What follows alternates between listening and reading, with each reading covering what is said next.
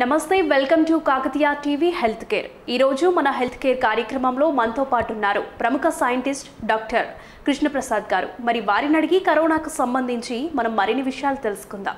ఎలా ఉన్నారు? అవునమ్మా, చెప్పండి సార్। మరి కరోనా రెండవ దశలో ప్రజలు చాలా మంది భయపడుతున్నారు। మనం ప్రతిరోజు ఎన్నో మరణాలకు సంబంధించిన న్యూస్లు చూస్తూ ఉన్నాం। మరి దీనికి ప్రధాన కారణం ఏంటంటారు? ఒకటి, మొదటి వేవ్ తర్వాత అప్పుడు లాక్డౌన్లు పెట్టడం నేరం।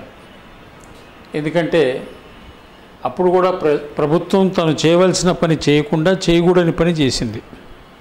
అంటే భారతదేశంలోకి విదేశాల నుంచి వస్తున్న యాత్రికులని నివారించటం కానీ, వచ్చిన వాళ్ళని చెక్ చేయటం కానీ, క్వారంటైన్ చేయటం కానీ ఏ పని చేయకుండా మార్చి 24 నుంచి లాక్డౌన్ అని ప్రకటించేసి వలస కార్మికులు రోడ్ల మీద అన్నము లేక నడుస్తూ ఆకలితో చనిపోయారు।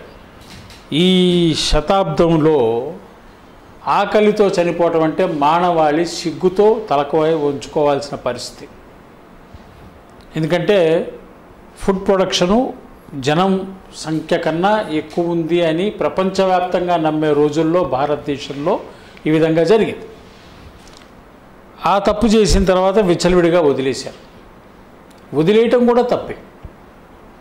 తర్వాత సెకండ్ వేవ్ వచ్చిన దశలో 5 రాష్ట్రాల్లో ఎన్నికలు పెట్టి ప్రజలందరినీ గుమ్మిగూడించి కుంభమేళా నిర్వహించి దీని పర్యవసానం ఏమైందనంటే, ఒక గ్రామంలో, ఉత్తరప్రదేశ్లో ఏదో గ్రామంలో 61 మంది కుంభమేళా అటెండ్ అయ్యడానికి వెళితే అందులో 60 మంది పాజిటివ్ వచ్చింది। అంటే ఇది చాలా తప్పుడు సంకేతాలు ఇస్తుంది। ఇలాంటివన్నీ ప్రభుత్వం అజాగ్రత్త వలన సెకండ్ వేవ్ ఈ విధంగా ఈ ఉధృతిలో వచ్చింది। ప్రభుత్వంతో పాటు ప్రజలు బాధ్యత వహించాలి। ఎందుకంటే ప్రభుత్వం మనకి అదొక సరదా ప్రభుత్వం। సరదా ప్రభుత్వాన్ని సీరియస్గా తీసుకోవటం ప్రజలు చేసిన పాపం। ఇప్పుడు పళ్ళేరు పగల కొడితే కరోనా పారిపోద్ది అన్నప్పుడు మనం చూసాం ఫస్ట్ వేవ్లో గో కరోనా గో అని డ్యాన్స్ చేసిన వాళ్ళు కూడా ఉన్నారు। అంటే ఒక మూర్ఖపు రాజు ఉండొచ్చు కానీ ప్రజలు మూర్ఖంగా ఉండకూడదు। అది బ్యాడ్ లక్, ఈ దేశానికి బ్యాడ్ లక్। సెకండ్ వేవ్ కూడా అట్లాగే మరి వాళ్ళు వదిలేశారు కదా విచ్చలవిడిగా అని చెప్పి జనం గుమిగూడటం, సభలు నిర్వహించడం, ఆ తర్వాత పెళ్ళిళ్ళు నిర్వహించడం। ఒకసారి పాలకులు వదిలేసిన తర్వాత ప్రజలు కూడా వాళ్ళ అవసరాలు వాళ్ళ ఇవన్నీ వచ్చేస్తాయి। మన దేశం అసలే కమ్యూనిటీ లివింగ్ మనకి చాలా ఎక్కువ అలవాటు। పెళ్ళి అయితే 1000 మందికి తక్కువ అయితే పెళ్ళి కరెక్ట్ కాదు అది। ఇట్లాంటి సందర్భాల్లో మరి ఈ గుమ్మిగొట్టడం వల్ల ఒకళ్ళ నుంచి ఒకళ్ళకి వ్యాధి సంక్రమించడం జరిగింది। అదే ఈ ఉధృతికి కారణం। Okay sir. అలాగే ఇప్పటి వరకు కరోనాకి ఒక నిర్దిష్టమైన ట్రీట్మెంట్ అనేది రాలేదని చాలామంది అభిప్రాయపడుతున్నారు। సో దీనికి మీరేమంటారు? ఈ అభిప్రాయంతో ఎవరైనా ఏకీభవించాలి। ఎందుకంటే రోజు ఉదయాన్ని చూస్తే మనం ఎయిమ్స్ డైరెక్టర్ గారు వైద్యులకి కానీ వైద్య సేవల గురించి కానీ కొన్ని నిర్దేశాలు ఇస్తూ ఉంటారు। ఇవాళ ఇచ్చిన సలహా రేపు తప్పని, రేపు ఇచ్చిన సలహా ఎల్లుండి తప్పని ప్రకటిస్తూ ఉన్నారు। ఇది నిర్దిష్టమైన అభిప్రాయం కాదు, ఒక ప్రణాళికే లేదు। దీనికి కూడా కారణం కేంద్ర ప్రభుత్వమే। ఎందుకని ఇక్కడ కేంద్ర ప్రభుత్వమే అనాల్సి వస్తుందంటే, ఈ కరోనా రాగానే ఎపిడమిక్ యాక్ట్ అనేది పెట్టేసి ఎవడూ మాట్లాడకూడదు, ఎవడూ ఏమీ చేయకూడదు, అన్నీ మేమే చేయాలి అనేది కేంద్రీకృతం అధికారమైంది। ఆరోగ్యం అనేది యాక్చువల్గా స్టేట్ సబ్జెక్టు, రాష్ట్రాలు చూసుకోవాల్సిన సబ్జెక్టు। అలా కాకుండా దీన్ని దిశానిర్దేశం మేం చేస్తామని చెప్పేసి కేంద్ర ప్రభుత్వం అంటాము, తన గుప్పిట్లోకి అధికారం తీసుకోవటం వల్ల రాష్ట్రాలు చేయగలిగింది ఏమీ లేదు। కేంద్రం దగ్గర నిర్దిష్టమైన ప్రణాళిక లేదు అని అంటే ప్రపంచవ్యాప్తంగానే ప్రయోగాలు జరుగుతున్నాయి। జరుగుతున్న ప్రయోగాల్లో మనం ప్రయోగాల్ని కూడా ఆపేశాం। ఉదాహరణకి పోయిన సంవత్సరం మార్చిలో మేము కేంద్ర ప్రభుత్వానికి, రాష్ట్ర ప్రభుత్వాలకి అందరికీ మేము ఆ రోజున ప్రపోజల్ ఇచ్చాం। మేము దీనికి మందు కనుక్కునే ప్రయత్నంలో ఉన్నాం, కనుక్కున్నాము, ఈ పద్ధతిలో ఈ మందు పనిచేస్తుంది, దీనికి కారణం ఇది, ఈ ఎంపెరికల్ డేటా ఉంది, ఈ గతంలో 5 ఏళ్ల క్రితం ఫలానా దేశాల్లో చేసిన ఎక్స్పెరిమెంట్స్ ఇవి మొత్తం వివరించాం. ఎందుకు ఇంత వివరించామనంటే మనకు ఆ పూట పేటెంట్ చేసుకుందామను, దీన్ని వ్యాపారం చేసుకుందామని ఉద్దేశం లేదు. ప్రభుత్వానికి ఏం చెప్పామంటే మీరు అంగీకరిస్తే ఉచితంగా మేము మీకు టెక్నాలజీ ఇస్తాం, ప్రజలకు మీరు మందులు పంపిణీ చేయండి, ప్రజల్ని బతికించుకోవటం మీ ధ్యేయం, మా ధ్యేయం కూడా అదే. ఎండ్ ఆఫ్ ద డే మన లక్ష్యం ఏంటి, ధ్యేయం ఏంటి అనేది ఉండాలి. శాస్త్రవేత్తలు ఎవడైనా కానీ ధ్యేయం ఏముంటుందంటే మనం ఏం మంచి చేయగలిగాం సమాజానికి చచ్చిపోయే ముందు అనేది, అది ధ్యేయంగా ఉంటుంది. ఎంత డబ్బు మూట కట్టుకున్నాం అనేది ఉండదు. ఎంత మూట కట్టుకున్నా లవణమన్నమే కదా, అంతకు మించి స్వర్ణాన్నం ఎవడూ తిండు. ఆ ఉద్దేశంతో మనం ప్రపోజల్ ఇచ్చాము, కానీ ప్రభుత్వాలకు ఎందుకో రుచించలేదు. అక్కడ అధికారంలో ఉన్న వాళ్ళతో మన వాళ్ళు మాట్లాడటం కూడా జరిగింది. అయినా అంటే దీని వెనకాల ఏదో కారణాలు ఉన్నాయని ఊహించాలి, ఆ కారణాలను ఛేదించే దమ్ము మనకి లేదని కూడా మనం భావించాలి. సార్, అలాగే మరి బయోగ్రీన్ ఆసుపత్రిలో ఇక్కడ మీరు కరోనాకి సంబంధించి సెకండ్ వేవ్ తర్వాత ఎలాంటి ట్రీట్మెంట్ అందుబాటులో ఉంది? మనం ఫస్ట్ వేవ్లోనూ ట్రీట్ చేసాము, సెకండ్ వేవ్లోనూ ట్రీట్ చేసాము. మన డాక్టర్లందరూ ఫస్ట్ వేవ్ సెకండ్ వేవ్లో పగలు రాత్రి పనిచేస్తూ అర్ధరాత్రి పూట కూడా పేషెంట్లతో వాళ్ళ అటెండెంట్స్తో మాట్లాడుతూ హోమ్ ఐసోలేషన్లో ఉన్న వాళ్ళని ట్రీట్ చేయడం జరిగింది. వివిధ హాస్పిటల్లో అడ్మిట్ అయిన వాళ్ళ అటెండెంట్స్ డాక్టర్లు కూడా మన వాళ్ళతో మాట్లాడి ట్రీట్మెంట్ చేయడం జరిగింది. మనం తయారు చేసిన విన్నర్ అనేది యాంటీవైరల్ క్యాప్సూలు, యాంటీవైరల్ లిక్విడ్, చాలా సక్సెస్ఫుల్ ప్రోడక్ట్ అది. దీన్ని భారత ప్రభుత్వ సంస్థ అయిన national institute of pharma education and research Kolkata వారి చేత పరీక్ష చేయించడం జరిగింది. వారు దీన్ని ఎగ్జామిన్ చేసి దీని యొక్క నైపుణ్యతని వాళ్ళు గుర్తించడం జరిగింది. దీని మీద ఒక నివేదిక ఇవ్వటం జరిగింది. సో ఆ నివేదిక ఆధారంగా ప్రస్తుతం ఉన్న వైద్య ప్రణాళికల్లో మన వైద్య ప్రణాళిక అన్నిటికన్నా ఉత్తమమైందని మనకు అభిప్రాయం కలుగుతుంది. ఎందుకంటే ఆ తర్వాత క్లినికల్గా కూడా చూసాము, మన వద్ద వైద్యం చేసుకున్న చాలామంది పేషెంట్లు కోలుకోవటం జరిగింది. సుమారుగా మా డాక్టర్లు అయితే మనది 100% సక్సెస్ అంటారు, 100% సక్సెస్ అంటారు. సరే, 99% అయితే సక్సెస్. అంటే ఇప్పటి వరకు ఎంతమందికి చికిత్స చేయడం జరిగింది? దాదాపు వేలల్లో చేయటం జరిగింది. అందరు రికవర్ అయ్యారని? అందరు రికవర్ అయ్యారు. ఓకే సార్, ఇప్పుడు ప్రజెంట్ సిచ్యువేషన్లో ఎక్కువగా మనం వింటున్న పేరు బ్లాక్ ఫంగస్. అంటే కరోనా తగ్గిన తర్వాత చాలా మందిలో ఇది వస్తుంది అని మనం వింటూ ఉన్నాము. అసలు బ్లాక్ ఫంగస్ అంటే ఏంటి? ఇది ఏమవుతుందంటే స్టెరాయిడ్స్ ఇచ్చినప్పుడు పేషెంట్ ఇమ్యూనిటీ కాంప్రమైజ్ అవుతుంది, షుగర్ లెవెల్స్ అన్యాయంగా పెరుగుతాయి.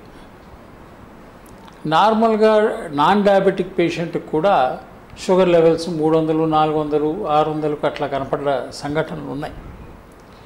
ఈ స్టెరాయిడ్స్ అడ్మినిస్టర్ చేసినప్పుడు చాలామంది హాస్పిటల్స్లో ఆలోచించకుండా భారీగా స్టెరాయిడ్స్ ఇవ్వటం జరిగింది. దానివల్ల ఏమవుద్దంటే మన శరీరంలో ఉన్న రోగనిరోధక శక్తి తగ్గిపోద్ది, షుగర్స్ పెరుగుతాయి. ఈ దశలో ఆక్సిజన్ వల్ల కావచ్చు, ఏ ప్లాస్టిక్స్ వల్ల కావచ్చు, దేనివల్లైనా ఫంగస్ అనేది బాడీలోకి ఎంటర్ అయితే, ముక్కు నోరు దేని ద్వారా ఎంటర్ అయినా అది షుగర్స్ వల్ల అభివృద్ధి చెందుద్ది భయంకరంగా. దాన్ని తొలగించడం కష్టం. అంటే మా గతంలో మేము 2 కేసెస్ చూసాము. ఈ బ్లడ్ క్యాన్సర్ కేసెస్లో బ్లడ్ ట్రాన్స్ఫ్యూషన్స్ చేసినప్పుడు వాళ్ళకు కూడా బ్లాక్ ఫంగస్ వచ్చేది, లంగ్స్లో వచ్చేది.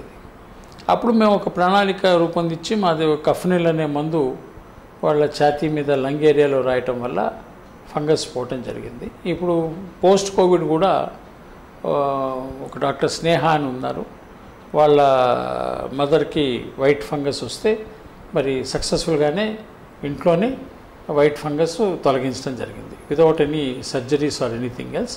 ఎక్స్టర్నల్ అప్లికేషన్స్ ద్వారా, గార్గిలింగ్ ద్వారా, ఓరల్ లిక్విడ్స్ తీసుకోవటం వల్ల within 48 to 72 hours the disease is resolved.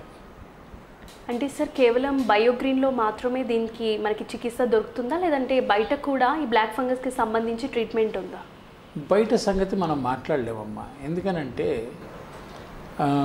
మనం ప్రొడ్యూస్ చేసే మెడిసిన్స్ ఫస్ట్ అండ్ ఫార్మోస్ట్ ఇది అలోపతి స్టైల్లో ప్రొడ్యూస్ చేసే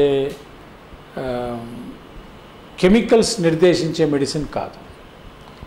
అలాగని ఆయుర్వేదంలో పుస్తకాల్లో, శాస్త్రీయ పుస్తకాల్లో, గ్రంథాల్లో రాసిన మెడిసిన్ కాదు. సో బయట దొరుకుద్ది అని మనం చెప్పలేం. అంటే మనలాగా ఇంకో నలుగురు ఉంటే చెప్పచ్చు. సో మనమే మొదటి వాళ్ళం కాబట్టి మనం చేసాము. మనం ఏంటంటే మనం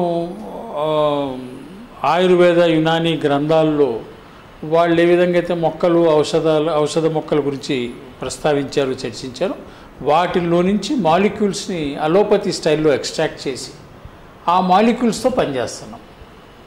అంటే నార్మల్గా అలోపతిలో వాడే కెమికల్ నేము, మనం వాడే కెమికల్ నేమ్కి తేడాలు ఉంటాయి, వ్యత్యాసం ఉంటుంది. సో ఈ మందేమో ప్లాంట్ నుంచి ఎక్స్ట్రాక్ట్ చేసిన కెమికల్స్, అందుకని దీనికి పోలిన పలానా కెమికల్ని వాడు అని మనం చెప్పలేము. ఓకే సార్, అలాగే ఇప్పుడు ప్రభుత్వం ఇచ్చే వ్యాక్సినేషన్పై మీ అభిప్రాయం ఏంటి? దీని మీద మనం మాట్లాడకపోవటం మంచిది.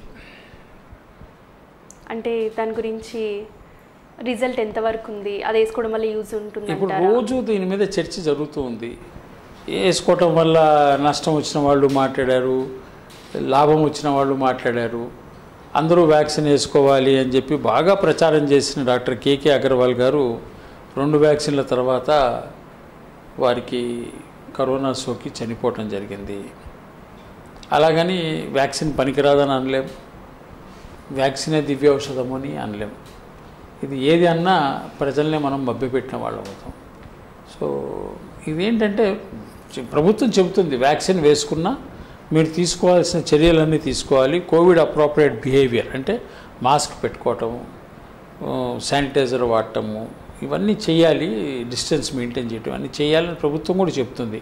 అంటే ఏమిటి, వ్యాక్సిను మీకు 100% రోగ నివారణ చేయలేదు అనేది వ్యాక్సిన్ తయారీదారు అంగీకరించారు, ప్రభుత్వం అంగీకరించింది. ఇంకా దీని మీద మనం ఎక్కువగా లోతుకెళ్ళి చర్చించేది ఏముంది? అంటే ఇప్పటి వరకు కూడా అందరికీ ఇవ్వలేకపోయారు కదా, సో దానికి కారణం ఏంటంటారు? ఉత్పత్తి సామర్థ్యం లేకపోవటం, మన దగ్గర ఉన్నదానికన్నాను మన దేశ జనాభా ఎంత ఉందో లెక్క చూసుకోకుండా ఎక్స్పోర్ట్ చేయటం. మరి డబ్బుల కోసం ఎక్స్పోర్ట్ చేశారా, ప్రతిష్ట కోసం ఎక్స్పోర్ట్ చేశారా తెలియదు, ఎక్స్పోర్ట్ చేయడం జరిగింది. ఇవాళ అమెరికాలో ప్రజల చేత తిరస్కరించబడిన వ్యాక్సిన్లని వారు వేరే దేశాలకి మేము ఇస్తామంటున్నారు. ఇవాల్టి వార్త. మనమేమో మన ప్రజలకు ఇచ్చే ముందే వేరే దేశాలకు ఇవ్వటం జరిగింది. సో అక్కడ ప్రాధాన్యత అమెరికన్ ప్రభుత్వానికి, అమెరికన్ ప్రజలు, మనకి ప్రాధాన్యత విదేశాల్లో ఉన్న ప్రజలు. సో ప్రభుత్వానికి ప్రజల పట్ల ఉన్న ప్రాధాన్యతలు ఇక్కడ స్పష్టమవుతాయి. ఇంకొక విషయం సార్ ఏంటంటే వ్యాక్సినేషన్ వేసుకున్న తర్వాత కూడా కొద్ది మందిలో మళ్ళీ కరోనా వచ్చే అవకాశం ఉంది. సో అలాంటి వార్తలు కూడా మనం వింటూ ఉన్నాం. దీనికి మీరు ఇచ్చే సమాధానం? ఉంది, వస్తుంది. డాక్టర్ కేకే అగర్వాల్ గొప్ప ఉదాహరణ. ఐఎంఏ ప్రెసిడెంట్ చేశారు ఆయన, అదే గొప్ప ఉదాహరణ. ఆయనకే రావటం జరిగింది. సో వ్యాక్సిన్ తర్వాత కూడా వస్తుంది కరోనా. అంటే అప్పుడు బ్రతికే ఛాన్సెస్ ఎక్కువ ఉంటాయంటారా వ్యాక్సిన్ వేసుకోవడం వల్ల, లేదంటే వేసుకున్నా కూడా సంబంధం? కొంతమంది వాదన ఏమిటంటే వ్యాక్సిన్ వల్ల రోగనిరోధక శక్తి పెరుగుతుంది, తర్వాత వ్యాధి లక్షణాలు తీవ్రంగా ఉండకుండా తగ్గుగా ఉంటాయి, దానివల్ల బతికే ఛాన్సులు బాగుంటాయని. ఇది కొంతవరకు సబబైన ఆర్గ్యుమెంట్. ఇప్పుడు అయినా కూడా కొంతమందికి ఇందులో వ్యాధి వచ్చి చనిపోయారు. అంటే రేర్ కేసెస్ కావచ్చు, it's a part of the case కావచ్చు. ఇది ఏది కూడా మనం మాట్లాడాలంటే ట్రయల్స్ ఇవన్నీ చాలా సంవత్సరాలు జరగాలి. అదంతా స్పీడ్గా ఎమర్జెన్సీ అప్రూవల్ ఇచ్చారు కదా. ఇప్పుడు మనము చెప్పాము, మనం దేంతో మందు చేస్తాము, ఎట్లా చేస్తాము. చాలామంది ప్రభుత్వాల్లో ఉన్న నాయకులు, మహానాయకులు అందరికీ ఇవ్వటం జరిగింది. చాలామంది లాభం పొందారు. కానీ మనం ఎమర్జెన్సీ యూస్కి మనం అప్లై చేయలేదనుకోండి, మనం ప్రభుత్వాన్నే దీన్ని టేకప్ చేయమని కోరాము, వాళ్ళు చేయలేకపోయారు. వాళ్ళ కారణాలు వాళ్ళకి తెలుసు. ఇప్పుడు మనం దీన్ని అనాలిసిస్ చేయించాము, తర్వాత ఇప్పుడు సిటీఆర్ఏలో క్లినికల్ ట్రయల్స్ చేయించాము, రిపోర్ట్స్ కూడా వస్తాయి. కరోనా చికిత్సకు సంబంధించి మీరు ఇప్పుడు ఎలాంటి మందులు ఇస్తున్నారు? బయోగ్రీన్ రెమెడీస్లో బయోమాలిక్యులర్ మెడిసిన్స్ ఏనమ్మా. బయోమాలిక్యులర్ మెడిసిన్స్లో మనం ఒకటేమో ఫ్రీ మైండ్ అని మెడ దగ్గర అప్లికేషన్ ఇస్తున్నాము. అదేం చేస్తుందంటే కరోనా శరీరంలో వ్యాప్తి చెందడానికి కారణమైన యాంజియోటెన్సిన్ కన్వర్టింగ్ ఎంజైమ్ ఉంది, ఆ ఎంజైమ్ ప్రొడక్షన్ని ఆపేస్తుంది. ఆ ప్రొడక్షన్ ఆపేయటం వల్ల, ఆ ఎంజైమ్ లేకపోవటం వల్ల శరీరంలోకి వ్యాప్తి చెందకుండా నిరోధించడానికి అవకాశం ఉంది. అలాగే కఫ్నిల్ అనే మందు, అది రాయటం వల్ల ఛాతీల్లో, లంగ్స్లో, ఊపిరితిత్తుల్లో పేరుకుపోయినప్పుడు వైరస్ యొక్క ఇన్ఫెక్షన్ని, వైరస్ని బ్రాంకైల్ డీకంజెషన్, బ్రాంకో డైలేషన్ ద్వారా బయటికి తీసి ఎక్స్పెక్టరేషన్ ద్వారా మన శరీరం నుంచి బయటికి తోసేయడం జరుగుతుంది. కాబట్టి ఛాతీలో, మన ఊపిరితిత్తుల్లో వైరస్ లక్షణాలు లేకుండా కాపాడటానికి కఫ్నిల్ అనేది 2 ఎక్స్టర్నల్ అప్లికేషన్స్. ఇక మిగిలింది విన్నర్ ఈజ్ ప్రూవెన్ యాంటీవైరల్. ఈ యాంటీవైరల్ ఫుడ్ మెటీరియల్తో, ఫుడ్ ఇంగ్రీడియంట్స్తో, ఆహార పదార్థాలతో చేసింది, న్యూట్రాసిటికల్ ప్రోడక్ట్. ఇది వేసుకోవటం వలన వైరస్ ఇన్ఫెక్షన్ని కంట్రోల్ చేయడం జరిగింది, వైరస్ని తొలగించడం జరిగింది. సార్, అలాగే ఇప్పుడు కరోనా అంటే వచ్చిన వాళ్ళు కానివ్వండి, రాని వాళ్ళు ఎలాంటి జాగ్రత్తలు తీసుకుంటే బాగుంటుంది? అదేనమ్మా, మాస్క్ పెట్టుకోవటము, గుంపుల్లో లేకుండా ఉండటానికి ప్రయత్నం చేయటము చాలా ప్రధానమైన అంశం. ఇప్పుడు గతంలో కరోనా కన్నా ముందు మనకి పెళ్ళైనా చావైనా వేల సంఖ్యలో ప్రజలు తరలి వచ్చేవాళ్ళు.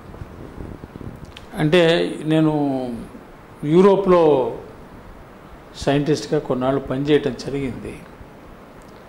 అక్కడ పెళ్ళికి 40 మంది వచ్చారు. ఒక పెళ్ళికి చాలామంది వచ్చేసారు అని పెళ్లి కూతురు తండ్రి తెగ సంబరపడిపోయి చెప్పాడు. నేను చాలామంది ఏంటరా, మా దగ్గర అయితే పెళ్లి కూతురుని చేయడానికి 200 మంది ఉంటారు, పెళ్లి కొడుకుని చేయడానికి 200 మంది ఉంటారు, పెళ్ళికి 40 మంది వస్తే చాలామంది అంటావు ఏంటి అని నవ్వటం జరిగింది. కరోనా పుణ్యమని మనం కూడా చూసాం కదా, 50 మందితో పెళ్ళిళ్ళు అవటం. ఒక రకంగా ఇది మంచి సంస్కృతికి వెళ్తున్నాం మనం. ఖర్చులు తగ్గుతాయి, ఖర్చులతో పాటు జన సమూహం తగ్గుద్ది, మనుషులు తమ పనుల్లో తాము ఉండటం అనేది ప్రధానంగా ఉంటుంది. కొంచెం ఇప్పుడు అభివృద్ధి చెందే దేశము, అభివృద్ధి చెందని దేశము, అభివృద్ధి చెందుతున్న దేశం, ఈ మూడిట్లో వ్యత్యాసం ఏంటంటే అభివృద్ధి చెందిన దేశంలో ఆ అభివృద్ధిలో బతకడానికి కాస్ట్ ఆఫ్ లివింగ్ పెరిగిపోవటం వల్ల ప్రతి ఓడు పగలు రాత్రి పనిచేస్తాడు. సో అంటే ఆడికి అన్ని సౌకర్యాలు ఉంటాయి, అలాగే ఆ సౌకర్యాలు అందుకోవడం కోసం పగలు రాత్రి పనిచేయాలి. చెందుతున్న దేశంలో ఏంటంటే ముందు పని దొరకదు, తర్వాత పని చేయకపోయినా కూడాను కాస్ట్ ఆఫ్ లివింగ్ మీడియంగా ఉంటుంది, కాబట్టి ఒకడి శ్రమ మీద 4 బతకవచ్చు. చెందని దేశం ఏంటంటే ఉన్న 5 ప్రభుత్వం ఏమన్నా గంజి పోస్తే తాగుదామనే దశలో ఉంటుంది. సో సామూహిక జీవనం అనేది చెందని దేశంలో, చెందుతున్న దేశాల్లో ఎక్కువ ఉంటుంది, చెందిన దేశంలో తక్కువ ఉంటుంది. సో కరోనా రావటం వల్ల మనం కూడా అభివృద్ధి చెందిన దేశం జాబితాలోకి చేరవచ్చు. అలాగే ఇప్పుడు ప్రజలు కానివ్వండి, ప్రభుత్వం ఈ కరోనాకి సంబంధించి దీని నుంచి బయటపడాలంటే ఎలాంటి జాగ్రత్తలు తీసుకుంటే బాగుంటుంది? మనం గతంలో కూడా చెప్పాము, ప్రతి వాడ, ప్రతి మార్కెట్ ప్లేసు శానిటైజ్ అవ్వాలి. మనం మన ఇళ్ళు, మన నివాసం, చిన్న చిన్న ఇళ్లల్లో అందరం అంటే సామూహిక సహజీవనం చేసే లాంటి జీవితాలు భారతీయులు. 70% మంది పేద లోయర్ మిడిల్ క్లాస్ వర్గాలు. ఈ చిన్న చిన్న ఇళ్ళు ఉన్న ఏరియాలో అంటే మనుషులు ఒక ఇంట్లో 4-5 ఉండటమే కాకుండా సగం టైం వీళ్ళు ఇంటి బయట అందరూ కలిసి ఉండటం అలవాటు. ఎందుకంటే చిన్న ఇల్లులో ఒక రూమ్లో 4-2 ఉంటాం. సో ఇక్కడ ఏమవుతుందంటే ఒక వ్యక్తికి వ్యాధి వస్తే అది అందరికీ పాకుతుంది. నేను మొన్న ఆదివాసీ గ్రామాలకు వెళ్ళొచ్చాను. అక్కడ ఏంటంటే ఇంటికి దూరం ఉంటుంది గ్రామాల్లో కాబట్టి. సో అక్కడ కూడా 500 మంది ఉన్న ఒక గ్రామంలో 3 కరోనాతో చనిపోయారు. 500 మంది ఒక మారుమూల ప్రాంతంలో ఉన్న జనాభాలో 3 చనిపోయారంటే 0.6% చనిపోయినట్లు లెక్క. 0.6% ఆఫ్ ద పాపులేషన్ కనుక చనిపోతే మరి ఇప్పుడు ప్రభుత్వాలు ప్రకటించిన లెక్కలని తప్పనే కదా అర్థం. అక్కడ దాకా వ్యాధి ఎట్లా వెళ్ళింది అసలు ఆశ్చర్యకరమైన విషయం. రోడ్లు కూడా లేని గ్రామాల్లోకి వ్యాధి ఎట్లా వెళ్ళింది అంటే వ్యాధి వెళ్ళాలంటే రోడ్డు కావాలి కదా. రోడ్డు మీద ఎవడో ప్రయాణం చేస్తే తీసుకెళ్ళాలి, మోసుకెళ్ళాలి కదా, మనిషి మోసుకెళ్ళాలి. అంటే ఆ దశలో వెళ్ళింది అని అంటే వ్యాధి ప్రబలుతుంది అని అంటే ఎక్కడో కాంట్రాక్ట్లోకి వచ్చి ఉండొచ్చు, ఏ బస్తీల్లోనూ సిటీలోనూ వచ్చి ఉండొచ్చు. అక్కడ అందరికీ వ్యాధి వచ్చింది. అలాంటప్పుడు పట్టణాల్లో నివసించే పేదవాళ్ళు వాళ్ళ పరిస్థితి ఏమిటి? ఒకరికి వస్తే 10 మందికి రాదా? మరి వాళ్ళు ఎలాంటి జాగ్రత్తలు తీసుకోవాలి అని అంటే ప్రభుత్వం అక్కడ శానిటైజేషన్ అనేది కంపల్సరీ చేయాలి. మనం వీళ్ళందరినీ ఐసోలేట్ చేయలేం కదా. తీసుకెళ్ళి నువ్వు ఇక్కడ ఉండకూడదు అని చెప్పి మనకేమన్నా ఐసోలేషన్ వార్డులు కానీ అవేమన్నా ఉన్నాయా? ఏమీ లేవు. మనం ఫస్ట్ వేవ్ అప్పుడు కూడా మాట్లాడుకున్నాం. టెస్టింగు, ట్రేసింగు, తర్వాత క్వారంటైను మస్ట్ అండ్ షుడ్ అని ఏమీ చేయలే. ఫస్ట్ వేవ్లో చేయవలసిన పనులన్నీ సెకండ్ వేవ్లో చేయటం జరిగింది. సెకండ్ వేవ్లో కొన్ని చోట్ల విన్నాం క్వారంటైన్లు పెట్టారు గవర్నమెంట్ వాళ్ళు, కొన్ని ఐసోలేషన్ ప్లేసెస్ పెట్టారు అని. ఫస్ట్ వేవ్లో చేయాల్సినవన్నీ చేయలే. సెకండ్ వేవ్లో చేసేటప్పటికల్లా చేయి దాటిపోయింది. సామూహిక జీవనంకి వచ్చేసారు. ఈ ఎలక్షన్లు కానీ మతం తాలూకా మేళాలు కానీ ఇవన్నిటి వల్ల వ్యాధి బాగా ప్రబలింది. అలాగే ఇప్పుడు థర్డ్ వేవ్ కూడా రాబోతోంది. మరి చిన్నపిల్లల మీద ప్రభావాన్ని చూపిస్తుంది అని అంటున్నారు. ఇది ఎంతవరకు నిజం? దీనికి ఒక థియరీ ఏంటంటే ఫస్ట్ వేవ్ వచ్చినప్పుడు 60 ఏళ్ల కన్నా పైబడ్డ వాళ్ళే ఎఫెక్ట్ అయ్యారు అనేది స్టాటిస్టిక్స్ ఉన్నాయి. సెకండ్ వేవ్ వచ్చినప్పుడు యువత కూడా దీని బారిన పడ్డారు అనేది స్టాటిస్టిక్స్. ఈ స్టాటిస్టిషియన్స్ యొక్క అభిప్రాయం ప్రకారం వయసు తగ్గుతుంది అనే ఒక ఆలోచన విధానం. మనం సాధారణంగా చూడవలసింది ఇమ్యూనిటీ. వ్యాధిని చెక్ చేసుకోవాల్సింది చూడాలి సైంటిఫిక్గా, స్టాటిస్టిషియన్ అప్రోచ్ కాకుండా సైంటిఫిక్ అప్రోచ్లో వెళ్ళవలసింది ఏంటంటే ఇమ్యూనిటీ. ఫస్ట్ వేవ్ అప్పుడు పిల్లలకి రాలేదు, మధ్య వయసుల వాళ్ళకి, యువతకి రాలేదు అని అంటే అప్పుడు వచ్చిన స్ట్రెయిను ఫ్రెష్ స్ట్రెయిను. అందుకని వీళ్ళ ఇమ్యూనిటీ ఆ రోగాన్ని తట్టుకునే కెపాసిటీ ఉంచడం వల్ల తట్టుకోగలిగారు. సెకండ్ వేవ్ యువతకు వచ్చింది అని అంటే వైరస్ మ్యుటెంట్ చెందింది. మ్యుటేషన్ అయిన తర్వాత వైరస్ తీవ్ర రూపం దాల్చింది. అందుకని వీళ్ళ ఇమ్యూనిటీ సరిపోలేదు. సెకండ్ వేవ్ని తట్టుకోవడానికి యువత ఇమ్యూనిటీ సరిపోలేదు.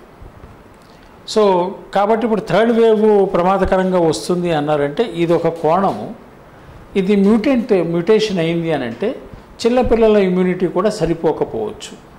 కాబట్టి చిన్నపిల్లలందరూ తమ ఇమ్యూనిటీని పెంచే కార్యక్రమంలో ఉండాలి. తల్లిదండ్రులందరూ కూడా పిల్లలకి రోగనిరోధక శక్తి పెంచే కార్యక్రమంలో ఉండాలి. ఈ రోగనిరోధక శక్తి పెంచకపోతే మరి పిల్లలకి జబ్బు చేస్తే అన్నిటికన్నా బాధాకరమైన అంశం ఏంటంటే 60 ఇప్పుడు బ్రెడ్ విన్నర్ చనిపోయాడు అనుకోండి, ఆ కుటుంబం ఆర్థిక అవస్థల పాలవుతుంది.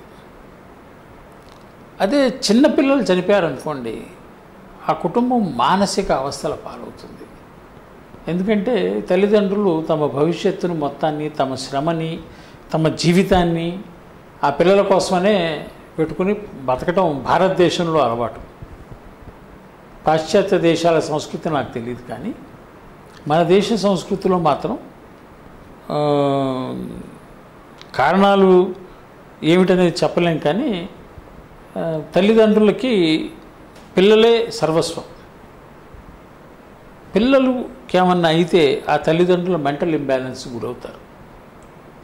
ఒకసారి మనిషి మానసిక పరిస్థితి దెబ్బతింటే ఆ మనిషి ఉత్పత్తికి పనికిరాడు.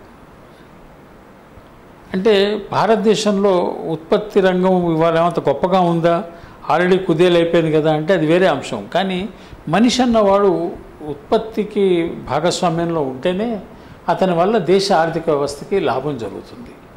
అది జరగాలి అంటే మానసికంగా ఆరోగ్యంగా ఉండాలి. అది మరి అవసరం అనుకుంటే పిల్లల ఆరోగ్యం కాపాడుకోవాలి. ఇది చాలా ప్రధానమైన అంశం. రెండో కోణం నుంచి ఆలోచిస్తే భవిష్యత్తు భారతదేశం అంతా పిల్లలు. మన భవిష్యత్తు తరాన్ని మనం నాశనం చేసుకోలేం కదా. దాన్ని కూడా కాపాడాల్సిన బాధ్యత ప్రభుత్వానిది, తల్లిదండ్రులదే కాదు, ఇక్కడ ప్రభుత్వానికి కూడా. పిల్లల్ని అంటే రోగనిరోధక శక్తి పెంచే కార్యక్రమం చేయడం చాలా ముఖ్యం, చాలా అవసరం. అంటే ఎలాంటి జాగ్రత్తలు తీసుకోవాలంటారు? అంటే ఫుడ్ ఇచ్చే విషయంలో మారాలంటారా? ఫుడ్ ఇచ్చే విషయంలో మారాలి.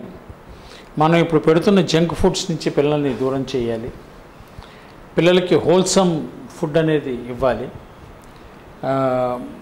బలంతో పాటు రోగనిరోధక శక్తి పెంచుతూ వాళ్ళకి వైటమిన్ డి, ఇవన్నీ వైటమిన్స్, చేకూరే లాంటి ఫుడ్ ఇవ్వాలి.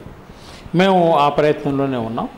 మేము ఆ కార్యక్రమం చేపట్టాం. పిల్లలకి చక్కగా నచ్చే విధంగా బిస్కెట్లను రూపొందించడం జరిగింది. బిస్కెట్లో రోగనిరోధక శక్తి పెంచే గుణాలు సంపూర్ణంగా వైటమిన్స్, వైటమిన్ సి, డి, ఈ, తర్వాత బి కాంప్లెక్స్, ఆ తర్వాత ప్రోటీన్స్తో కూడిన బిస్కెట్లను తయారు చేయడం జరిగింది. అట్లాగే ఇంకొక బ్రేక్ఫాస్ట్ మోడల్లో ఒక small honey based product with bamboo rice. ఎందుకంటే కార్బోహైడ్రేట్స్, పిల్లలకి ఈ పౌష్టికాహారం ఉంటే వాళ్ళు బలంగా ఉంటారు. బలంగా ఉన్నప్పుడు వ్యాధి వైరస్ ముటేషన్తో వచ్చినా వీళ్ళు తట్టుకుని నిలబడగలుగుతారు. మనకు రోగనిరోధక శక్తి లేకపోతే తట్టుకోవడం కష్టం. అంటే ఆల్రెడీ ఇవన్నీ మార్కెట్లోకి అందుబాటులోకి వచ్చాయా? వస్తాయి, త్వరలో రాబోతుంది. త్వరలో వస్తాయి. బిస్కెట్స్ వచ్చేసాయి, ఇది బ్రేక్ఫాస్ట్ కూడా వస్తుంది. అంటే మనకి ఎక్కడైనా అందుబాటులో ఉంటే, లేదంటే బయోగ్రీన్కి సంబంధించిన నెట్వర్క్ స్టోర్స్లో, తర్వాత ఆన్లైన్ వాళ్ళ రేపు అంతా కొరియరు, స్విగ్గీ వీటిలో పంపించేయచ్చు కదా. ఓకే. ఎందుకంటే మోర్ షాప్స్ని ఇన్వాల్వ్ చేస్తే మోర్ కమిషన్స్, అప్పుడు కాస్ట్లీ అవుద్ది కన్జ్యూమర్కే. At the end of the day cost ఎవరికి పడుతుంది? కన్జ్యూమర్కే పడుతుంది. సో కన్జ్యూమర్ని కాస్ట్ నుంచి సేవ్ చేయాలి అన్నప్పుడు నెట్వర్క్ నుంచి కొంచెం కొరియర్ సర్వీస్ని ఇవన్నీ మెయింటైన్ చేసి పంపడం మంచిది. సార్, అలాగే మరి ఏపీలో అంటే ఆనందయ్య పసరమందు గురించి మీరు వినే ఉంటారు కదా, దానిపై మీ అభిప్రాయం ఏమంటారు? దానివల్ల తగ్గుతుందంటారా లేదంటారా? ఇప్పుడు తగ్గుతుందా లేదా అనే పాయింట్ మనం చర్చించాలి అని అంటే మనం ఆ మందు మీద పరిశోధన చేసి ఉండాలి, నెంబర్ 1. కానీ ఆ పరిశోధన స్థాయి దాటిపోయి ఆ మందు పంపిణీ జరిగింది. పంపిణీ జరిగిన తర్వాత దాని గురించి మనం మాట్లాడాలి అంటే విశ్లేషించాలి అన్నప్పుడు 100కి 80% మంది మాకు పనిచేస్తుంది అని చెప్పాక ఇంకా మందు గురించి సర్టిఫికేట్ ఇవ్వడానికి మనమే వాళ్ళం. పనిచేసిందే మందు, అంతే కదా. పని చెయ్యింది మందు కాదు, పని చేసిందే మందు. ఎలా పనిచేసింది ఏమిటి అనేది గవర్నమెంట్ వాళ్ళు పరిశోధన చేయాలి, లేదా అలాంటి వాళ్ళని శాంపిల్స్ పంపిస్తే మేము కూడా చెప్తాం ఎలా పనిచేసింది అని చెప్తాం. అది ఆనందయ్య స్వతహాగా చెప్పలేకపోవచ్చు, ఎందుకనంటే ఆయన వంశపారంపర్య వైద్యుడికి శాస్త్రీయ అవగాహన అంత ఉండకపోవటం వల్ల అతను విశ్లేషణలు చేయలేడు, మనకి చెప్పలేడు. కాబట్టి చేయవలసిన బాధ్యత సమాజంది. శాంపిల్స్ మా దగ్గర ఉంటే నేను ఈ పాటికి అనలైజ్ చేయించి ఉండేవాడిని. కానీ సమూహం పనిచేసింది కాబట్టి పనిచేస్తున్నాం మందు, కాబట్టి దాని గురించి మనం ఇప్పుడు టైం కథ నిలబడ్డాడు కొంతమందిని. ఇప్పుడు ఏమండి యుఎస్ఎఫ్డిఏ రూల్ ఒకటి ఉంది, చనిపోతాడు అన్న పేషెంట్కి మట్టి పెట్టి కాపాడు, దానికి లైసెన్స్ అక్కర్లేదు, దానికి అప్రూవల్ అక్కర్లేదు అంటాడు. మరి బతకటం ఇంపార్టెంట్ కదా, ఏమి ఇచ్చావు లెక్క కాదు, బతకటం ఇంపార్టెంట్. సో ఎప్పుడు కూడా ఇంపార్టెంట్ ఏంటి అనేది చూసుకోవాలి. ఎప్పుడైతే బతకటం ఇంపార్టెంటో అక్కడ ఈ బ్యూరోక్రాటిక్ క్లరికల్ డిస్కషన్స్ చేయకూడదు. సో ఆ విషయంలో హైకోర్టు బాగా స్పందించి మొత్తానికి ఆ మందుని మార్కెట్లోకి విడుదల చేయించింది, ప్రజలందరికీ అందుబాటులోకి వచ్చే ప్రయత్నం చేసింది, మంచిదే. సార్, ఈరోజు మీ వాల్యుబుల్ టైం మాతో స్పెండ్ చేసి మన కాకతీయ టీవీ ప్రేక్షకుల కోసం మీరు ఎన్నో విషయాలు తెలియజేశారు. కరోనా టైంలో తీసుకోవాల్సిన జాగ్రత్తలు, అలాగే బయోగ్రీన్ రెమెడీస్లో ఇక్కడ ఎటువంటివి లభిస్తాయి అండ్ పిల్లలకు సంబంధించి నెక్స్ట్ ఏం రాబోతున్నాయి, ఇలా ఎన్నో విషయాలు తెలియజేశారు. Thank you sir, thank you so much. Thank you అమ్మా. చూశారు కదండి, ఇవాళ ఈ కార్యక్రమంలో కరోనాకు సంబంధించి ఎన్నో విషయాలు తెలియజేశారు. మీరు కూడా తగు జాగ్రత్తలు పాటించి అందరూ కూడా క్షేమంగా ఉండాలని కోరుకుందాం. ఇది వాళ్ళ కార్యక్రమం. మరో కార్యక్రమంలో మళ్ళీ కలుసుకుందాం. అంతవరకు సెలవు. నమస్తే. Hello everybody, this is Lipsika. Please subscribe to Kakatiya TV. Please subscribe to Kakatiya TV. Please subscribe. Please subscribe. Hi, nenu RJ Kajal. Subscribe to Kakatiya TV. Chala interesting updates and interesting content untundi Kakatiya TV lo. So definitely ga subscribe cheskondi and kinda kanipustunna bell icon ni kuda meeru nokkite meeku instant ga upload chesina ventane notification kuda vastundi kabatti do subscribe.